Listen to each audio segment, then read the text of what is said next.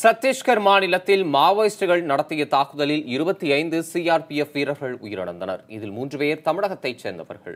இந்த ஆண்டில் பாதுகாப்பு படையினரை குறிவைத்து நிகழ்த்தப்பட்ட மிக கொடூரமான தாக்குதல் இதுவாகும். மாவோயிஸ்டுகளின் வன்முறையால் மிகவும் பாதிக்கப்பட்ட சுக்மா மாவட்டத்தில் இந்த சம்பவம் நடந்துள்ளது. காலாபத்தர் பகுதியில் சாலை அமைத்து வரும் பணியாளர்களுக்கு சிஆர்பிஎஃப் படையின் 74வது பிரிவைச் சேர்ந்த வீரர்கள் பாதுகாப்பு அளித்து வந்தனர். அப்போது திடீரென வந்த 300க்கும் மேற்பட்ட மாவோயிஸ்டுகள் வீரர்களை சுற்றி வளைத்து தாக்குதல் நடத்தினர்.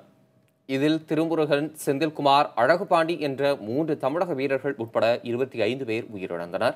6 வீரர்கள் காயமடைந்தனர். இன்னும் சிலரை காணவில்லை என்பதால் உயிரிழந்தவர்கள் குறித்த சரியான எண்ணிக்கை பின்னரே தெரியவரும் என்றும், பதில் தாக்குதலில் கணிசமான எண்ணிக்கையில் நக்சல் பயங்கரவாதிகள் கொல்லப்பட்டதாகவும் சிஆர்பிஎஃப் தெரிவித்துள்ளது.